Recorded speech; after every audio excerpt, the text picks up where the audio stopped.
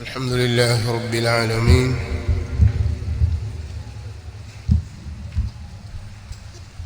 حمدا كثيرا طيبا مباركا فيه، ملء السماوات وملء الأرض وملء ما بينهما وملء ما شئت من شيء بعد. أهل الثناء والمجد أحق ما قال العبد وكلنا لك عبد. اللهم لا مانع لما أعطيت ولا معطي لما منعت ولا ينفع ذا الجد منك الجد. سبحانك اللهم لا علم لنا إلا ما علمتنا إنك أنت العليم الحكيم. والصلاة والسلام الأتمان الأكملان على البشير النذير والسراج المنير نبينا محمد وعلى آله وصحابته أجمعين والتابعين لهم بإحسان إلى يوم الدين، وسلم تسليما كثيرا. أما بعد، ndugu wana semina mliohudhuria katika semina hii, kwanza kabisa ninamuomba Allah subhanahu wa ta'ala biasmaihi alhusna wa sifatihi alula, kwa kupitia majina yake mazuri na sifa zake tukufu, atukunjulie vifua vyetu kwenye kuifahamu haki na kuikubali na kuifanyia kazi na kuieneza haki hiyo, na tujalie sisi kuwa ni katika watu wake wema wanaoishi kwa ajili ya kumtumikia yeye subhanahu wa ta'ala. Hiyo ni sababu ya sisi kupata radhi zake subhanahu na kuingizwa katika aljanna na kuepushwa na moto. Ajalie vikao vyetu hivi viwe ni vikao vya kheri, vyenye baraka na faida tele kwenye maisha yetu ya dunia na akhira tunakoelekea.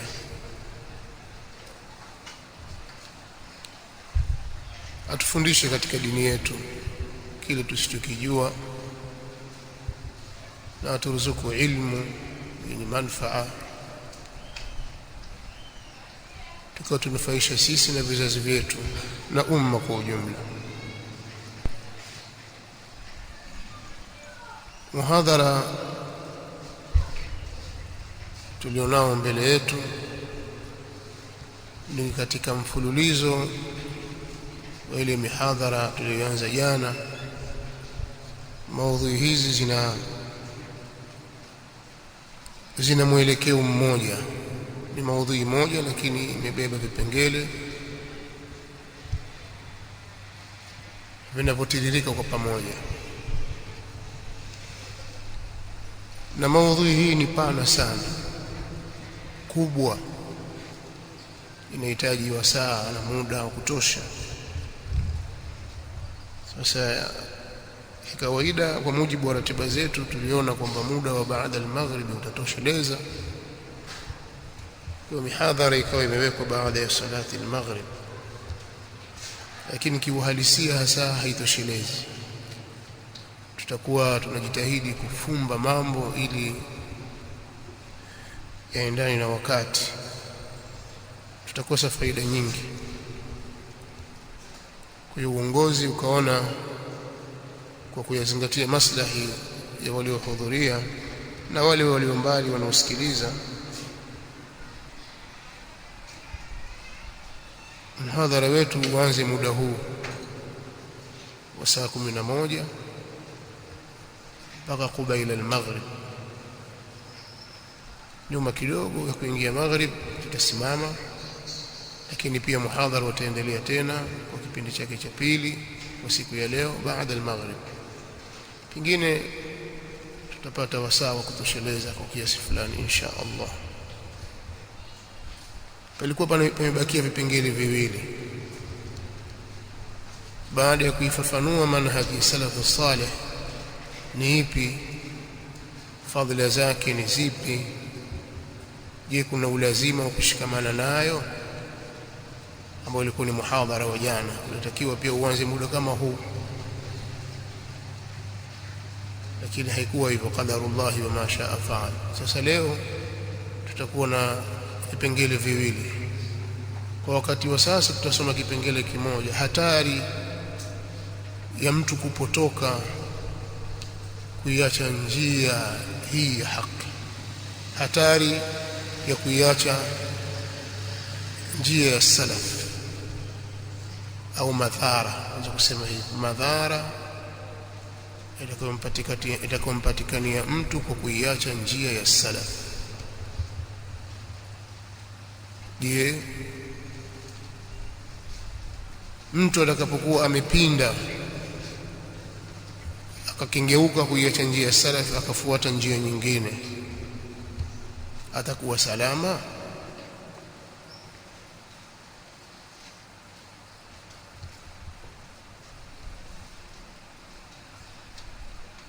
Kama vile wanavyosema baadhi ya watu kwamba sote maadamu tumwabudu Mungu mmoja, wewe ukishika njia ya Musa, yule kashika njia ya Yesu, yule kashika njia ya Muhammad, sote tumwabudu Mungu mmoja, hakuna neno.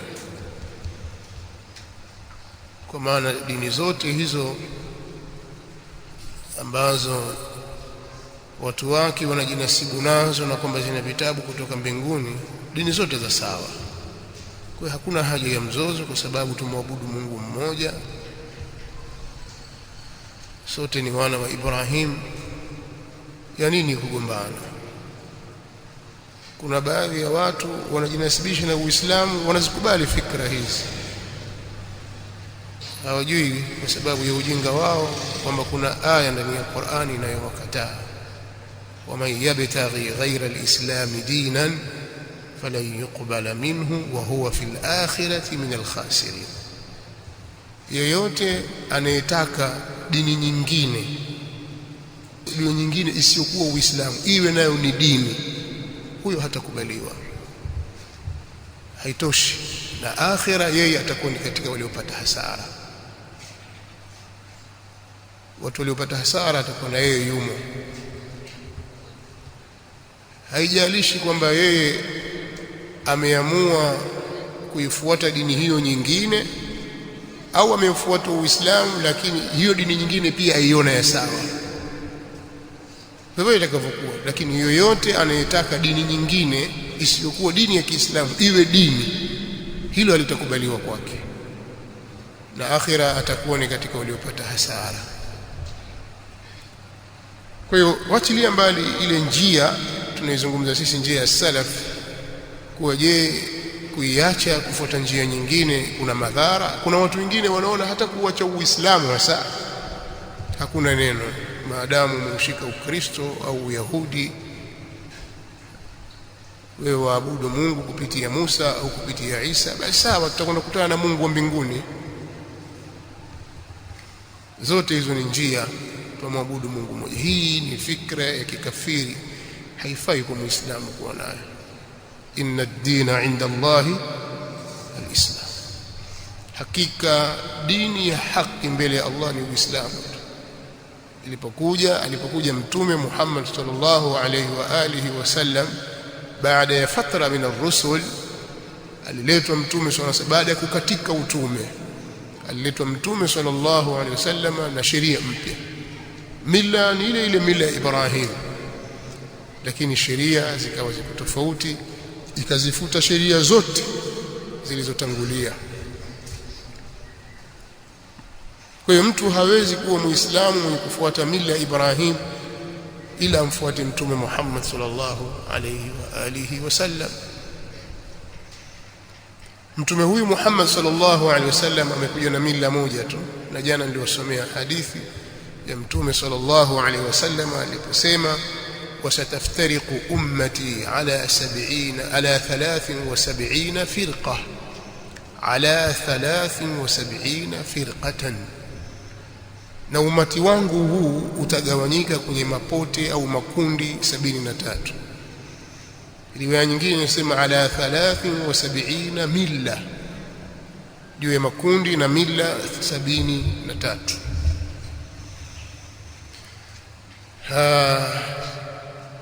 Ingekuwa kuna nafuu kubwa sana ingesemwa 72 fil janna, makundi 72 yatakwenda peponi wa wahidatun fin nar. Pangekuwa na udhuru hapo wa kukhalifu njia ya Mtume Muhammad sallallahu alaihi wasallam, au kukhalifu kwamba habeshika hii mimi nitashika kule, yule atashika kule, pengine yangu mimi ni ile 65 wewe yako ni 47, lakini Mtume sallallahu alaihi wasallam akasema yale 72 yote yatakwenda motoni isipokuwa mila moja au kundi moja. Mtume sallallahu alaihi wasallam aliulizwa na maswahaba, kwa sababu ni jambo la kushtua hili, watu wakapatwa na mshtuko, ni kina nani hawa? Akasema Mtume sallallahu alaihi wasallam, ma kana alayhi, katika baadhi ya riwaya pana al-yawma, ma kana alayhi al-yawma, ma ana alayhi al-yawma wa ashabi, ma ana alayhi al-yawma wa ashabi. Ni lile kundi lililokuwa katika ile hali ambayo, kundi litakalokuwa katika ile hali ambayo mimi na maswahaba zangu tuko katika hali hiyo hivi leo, wanaamini kama tunavyoamini. Na ndio maana Qur'ani ilipokuwa ikiwasusuaza na kuwabeza Mayahudi na Manasara na washirikina, ikapiga mifano au ikaleta uoanisho katika imani, kwamba wale hawawezi kuamini mpaka waamini kama mlivyoamini nyinyi.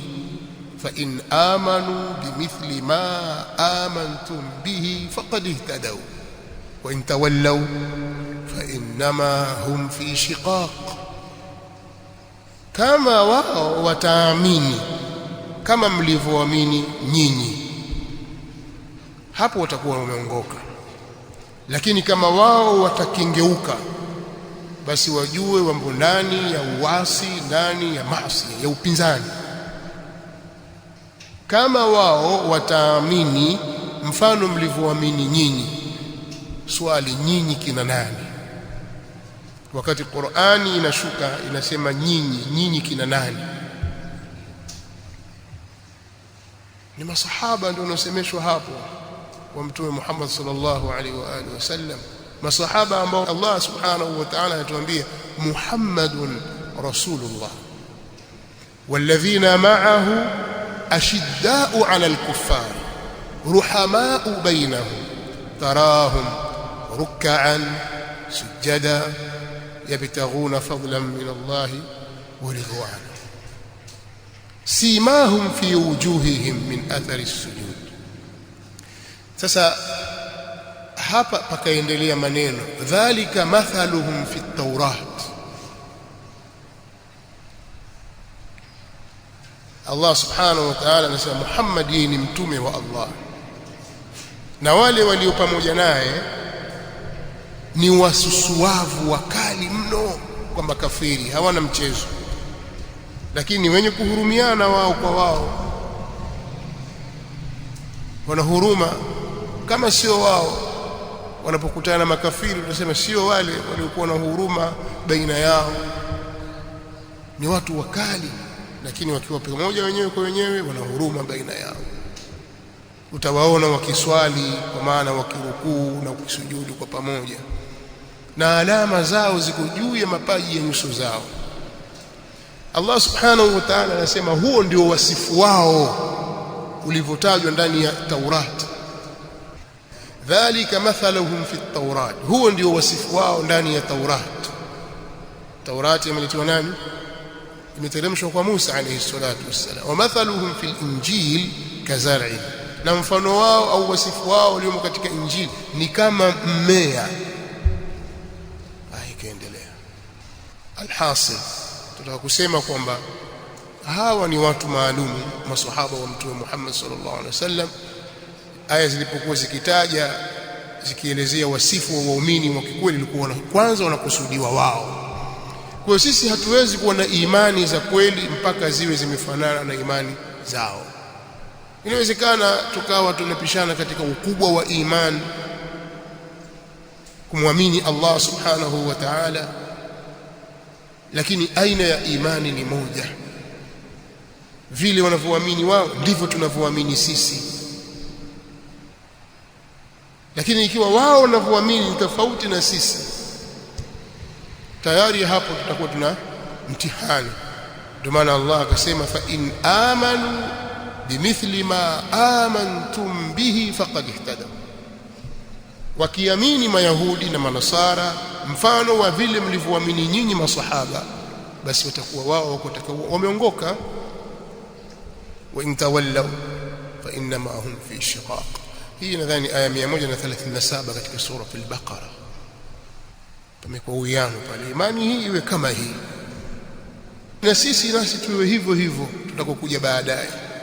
Kile wanachokiitakidi wale na sisi tukiitakidi, hata kama akili zetu hazikubali katika hilo.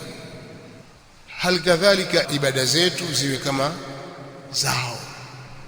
Ufahamu wetu juu ya maandiko ya Qur'ani na Sunna ya Mtume Muhammad sallallahu alaihi wasallam uwe na mfano ulingane na mfano wa ufahamu wao. Ile misingi walioisimamia na sisi tuitumie misingi ile ile, tupite mule mule katika misingi ile. Dini ina misingi yake, kwa misingi yetu sisi ifanane na misingi yao. Kwa mfano, linapokuja andiko lolote kwenye Qur'ani au katika Sunna, andiko lile likawa kama lapingana na akili zetu hivi, tunavyotafakari kiakili, kiakili hii inakuwaje? Akili yako yani. Sasa maandiko matakatifu yanapingana na akili yako na fikra zako, kitu gani cha kutangulizwa? Msimamo wa maswahaba na waliokuja baada yao katika wanafunzi, miongoni mwa wanafunzi wa maswahaba na waliofuatia baada yao katika watu walioishi kwenye karne tatu bora, msimamo wao ni kuwa jambo lolote lililothibiti, lililokuja, lililopokewa, ima lipo ndani ya kitabu cha Allah au kwenye sunna za Mtume Muhammad sallallahu alaihi wasallam, likawa linapingana na kutofautiana na rai zetu na maoni yetu na akili zetu, kitu cha kwanza tunazituhumu akili zetu na tutanguliza maandiko matakatifu. Huu ni msingi, na wao ndivyo walivyoamini hivyo na walifaulu. Ambapo leo katika Uislamu kuna baadhi ya makundi yanayojinasibu na Uislamu baada ya kuzisoma falsafa za kimagharibi, falsafa za Kigiriki na nyinginezo, waliona tofauti. Kila kitu wanataka kukihukumu kwa mujibu wa akili zao wao. Sasa hii itawezekana vipi bwana? Kwa nini mwanamume apate mbili, mwanamke apate moja? Itawezekana vipi bwana? Hii haiwezekani bwana, kiakili hii bwana haiwezekani kabisa. Hata mwanamke pia ana majukumu, mwanamke pia binadamu, lazima kuwe na usawa. Uislamu umeamrisha uadilifu, wao wataka usawa. Kuna tofauti baina ya uadilifu na usawa. Uadilifu ni kumpa anastahiki anachostahiki.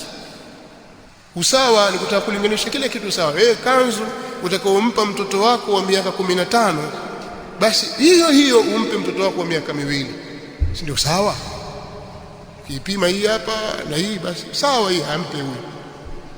Uadilifu ni kumpa yule haki yake anayostahiki.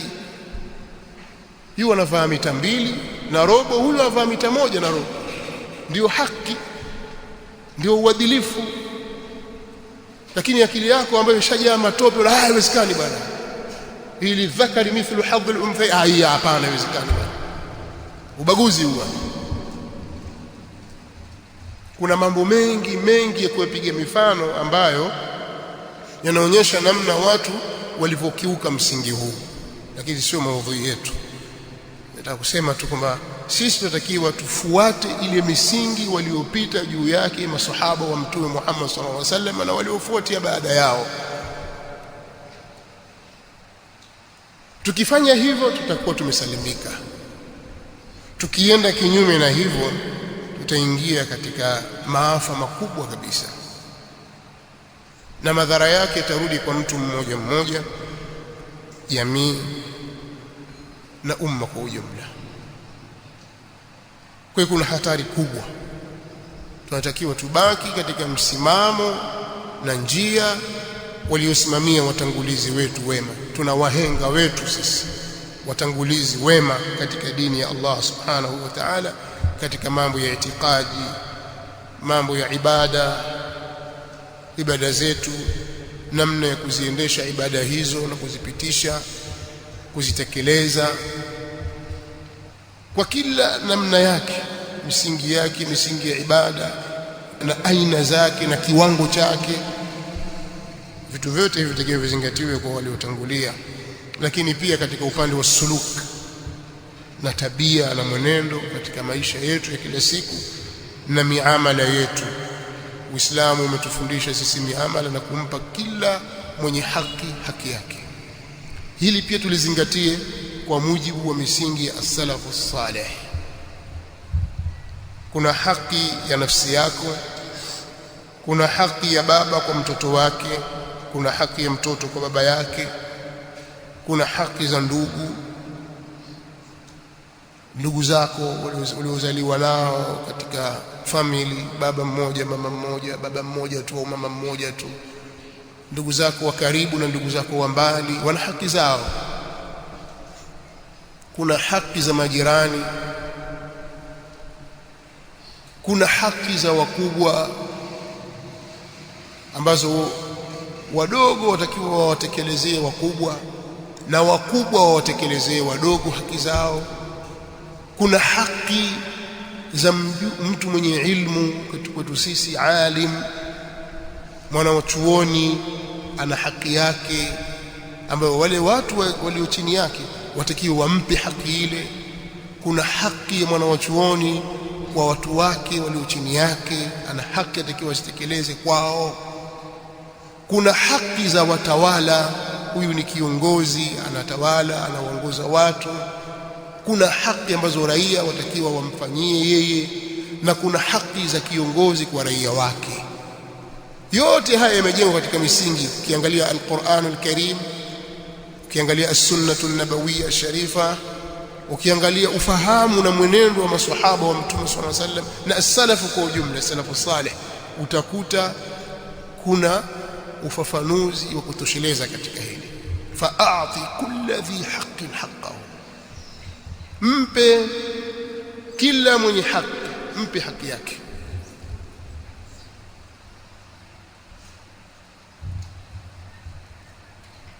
Hutakiwi kukhalifu njia hiyo, na mukhalafa au kwenda kinyume na njia hiyo inawezekana ikawa ni katika upande wa itikadi au upande wa ibada, kwa kufuata, kwa kuitekeleza visivyo ilivyofunzwa, kadhalika kufuata matamanio ya nafsi. Mukhalafa au kwenda kinyume kwa aina yoyote katika maana hizi au katika sehemu hizi tatu nilizozitaja ni kujiingiza katika hatari na maangamivu, kwa sababu njia ishachorwa na Mtume Muhammad sallallahu alaihi wasallam. Wajibu wetu sisi ni kuipita.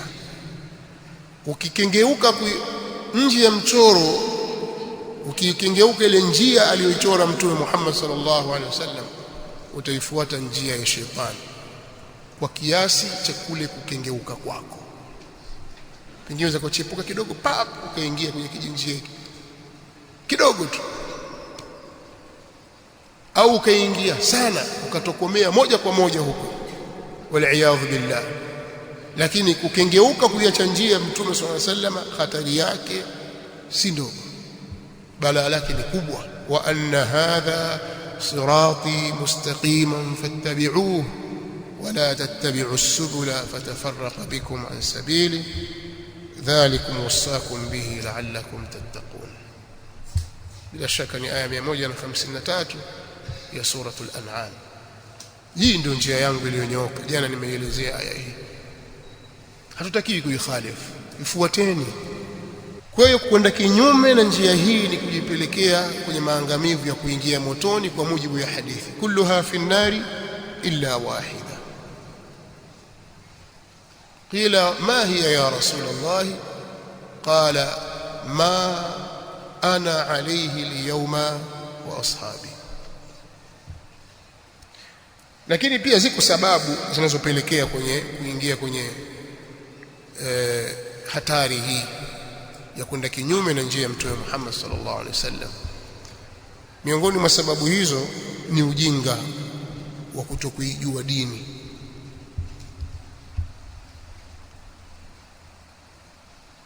Ujinga wa kutokuijua dini ni tatizo kubwa sana. Watu wengi wanaoingia katika upotevu wanapotezwa kwa sababu ya ujinga. Haya aliyatolea ishara Mtume Muhammad sallallahu alaihi wasallam, hasa katika wakati huu, yani hasa nyakati za mwisho. Mtume sallallahu alaihi wasallam anasema, inna Allaha la yaqbidhu al-ilma intiza'an yantazi'uhu min al-ibad ولكن يقبض العلم أو ينتزع العلم بقبض العلماء حتى إذا لم يبق عالما. فيما يقول رواية حتى إذا لم يبق عالم اتخذ الناس رؤوسا جهالا فسئلوا فأفتوا بغير علم فضلوا وأضلوا. Haya maneno yamepokewa kutoka kwa Mtume Muhammad sallallahu alayhi wa alihi wasallam. Maana yake anasema Allah subhanahu wa ta'ala yeye haiondoshi ilmu kwa kuinyakua. Watu wamesoma, wamejitahidi katika jambo la ilmu na wanasomeshana, alafu ilmu imeondolewa. Haiondoki hivyo ilmu. Elimu itaondolewa kwa kuondoshwa wanawazuoni, kwa kufishwa wanawazuoni. Ikawa wanawazuoni wapo, watu hawataki kusoma, alafu wafa na elimu zao. Wakishaondoka wanawazuoni, ikafika wakati sasa hakubakishwa mwana wa chuoni yoyote. Hakuna mwana wa chuoni. Watu utafuta historia zao za kusoma ni za kuungaunga, hawakudumu katika jambo la ilmu, wababaishaji. Sasa anasema mpaka itakapofikia kwamba Allah hakubakisha mwana wa chuoni yoyote, watu watajifanyia na watajitengenezea viongozi wajinga. Yule bwana afadhali huyu bwana, mpeni huyu apewa uongozi. Tafuta hapa sasa, hapa nani anajua Qur'ani kidogo tusalisha? Huyu hapa. Si mmesoma vyuo huko mashule, pengine mfika pale hata hujitarajia mwenyewe, madrasa kwenyewe ulikuwa huendi vizuri, lakini wajua kidogo. Sasa itakuwaje? Basi huyu hapa ndio wa shekhe hapo. Sasa watu mambo ya kuzima moto sasa hapo. Sasa itakuwaje? Huyu atuswalisha, huyu wafaa huyu. Hakuna vigezo vyovyote vilivyozingatiwa. Ittakhadha an-nasu ru'usan juhala, watu watajifanyia viongozi wajinga. Fasuilu, wajinga wale wataulizwa. Faaftau bighairi ilmi, na watatoa fatwa pasi na ilmu, hivi wajitolee fatwa tu. Fadhallu wa adallu, watapotea na watapoteza watu. Kwa hiyo ujinga ni janga kuu katika umma ambalo linapelekea watu kuingia katika upotofu. Miongoni mwa sababu za kupotoka kuiacha njia ya haki ni ujinga wa kuijua dini ya Allah subhanahu wa ta'ala na kuijua misingi ya salafia. Lakini pia kutokuichukua elimu kutoka kwa wanawazuoni walezi. Mtu anaweza kusoma, sasa hivi kuna njia nyingi za usomaji, ukasoma online, hata shekhe wako humjui nani, ukasoma kwenye mitandao huko, ukamsikiliza huyu, ukajikuta una elimu nyingi. Kila kitu unaweza kukitolea maelezo kwa sababu ya kufuatilia kwako mambo. Lakini elimu hukuichukua kutoka kwa ulama wa rabbani, hukukaa kusoma. Hizi ni njia zinazosaidia kuongeza maarifa, hatuwezi kuzikataa kwamba bwana mitandao sasa haifai kabisa. La, hatusemi hivyo. ni katika vitu vyenye kuongeza na kuchagiza katika suala la maarifa, lakini sio kwamba ndio mwanzo ndio mwisho watu kwamba sasa vyuo vifungwe, madaris zifungwe, haina haja tena. Kwa nini? Kwa sababu mitandao ipo. Kuna watu wana fikra hizo, lakini skuli waenda hawasemi kwamba skuli nazo zifungwe. Kwa nini sasa serikali yaweka mabajeti makubwa kujenga maskuli, kuhakikisha wanafunzi kwa maskuli wanakula, wanalipiwa karo zao, ya nini sasa? Kama mtandao upo, simweke nyumbani tu bwana akasoma.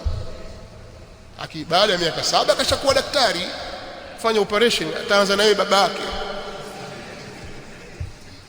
sio kiumu hata kufanya operation. Nini? Kwa sababu amesoma kwa mtandao. Wewe unaona kwamba inawezekana jambo hilo? Sasa vipi kefu katika jambo la dini? Vipi itakuwa katika jambo la dini? Kwa hiyo upotoshaji mwingi unapatikana kwa watu kuichukua elimu kutoka kwenye vyanzo visivyo sahihi, kutoka kwa wanawazuoni. Ni sababu ya kuingia katika inhirafu kwa kuiacha njia hii.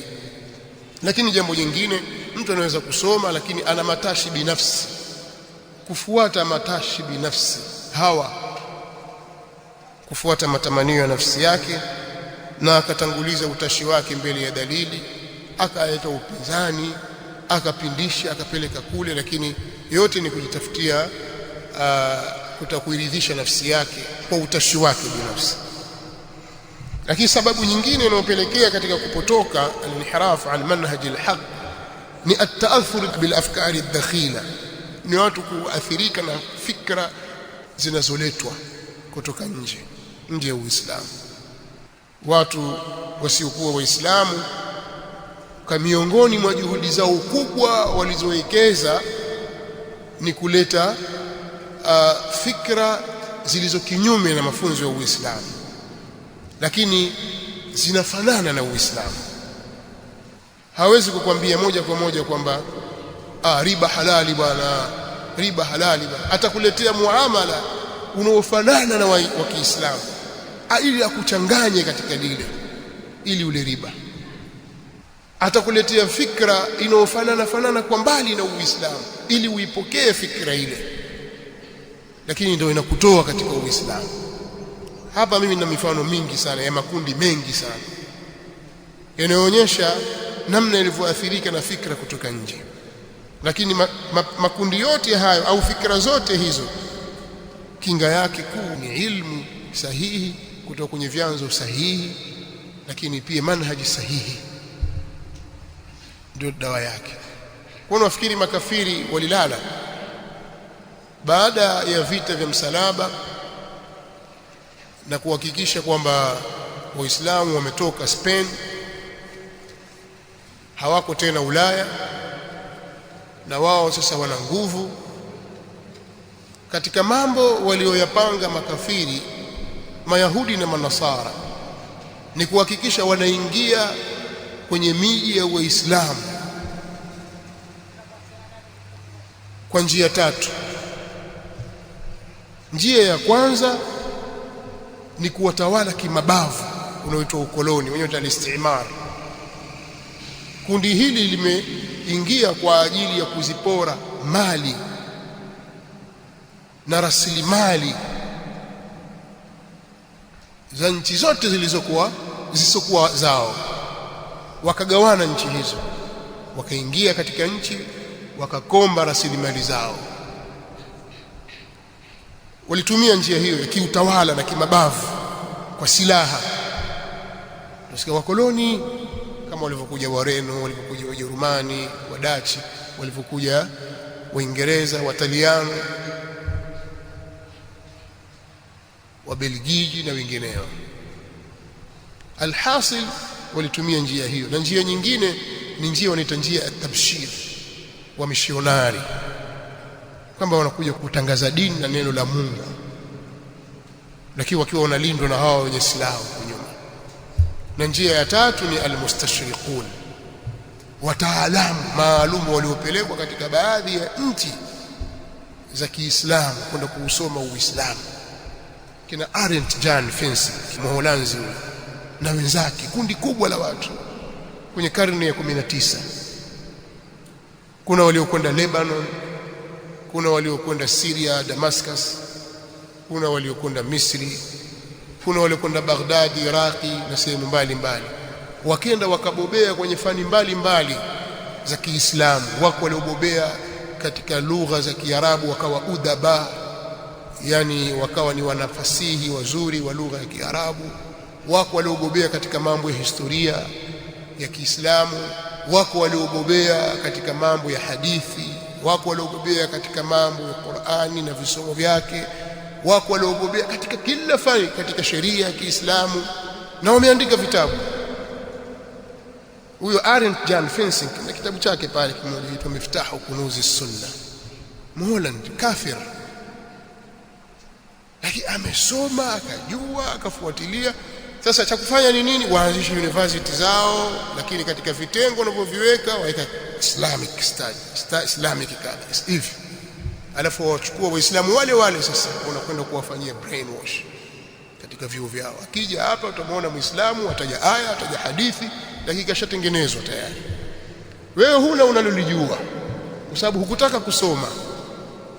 Nakumbuka miaka ya nyuma, si mwaka gani, kama baadhi yenu waliwahi kufanya muhadhara huu kuhusu almustashriqun Ubungo Mataa pale. Vijana wengi wa chuo walikuwepo wakati ule. Kwa mwaka gani? 2000 na ngapi? 11, 12, 13 hapo. Nilizungumza ile jambo. Leo sio mahali pale. Lakini nataka kuwafahamisha tu kwamba kuna fikra chafu zilizotengenezwa nje ya Uislamu ili kuuchafua Uislamu. Wewe umejipanga vipi? Ndio pale sasa utakuta, ndugu Waislamu, kuna msahafu mpya umetolewa na Mayahudi sura hivi, huo tutahadhari. Wenye hofu nyinyi msitaka kusoma dini. Sisi hata waandike kitu gani sasa? Watoto wadogo tutajua kwamba hii si aya. Hii si Qur'ani. Wewe ukitaka kufanya hivyo, jaribu siku moja uje uswalishe hapa alafu usome unavyotaka wewe. Fahamu? Mahali pa wa useme fa, utaambiwa sio fa, ni wa. Kwa hiyo miongoni mwa sababu zinazopelekea kuingizwa katika watu kupotoka, kuiacha njia ya haki, ni fikra kutoka nje.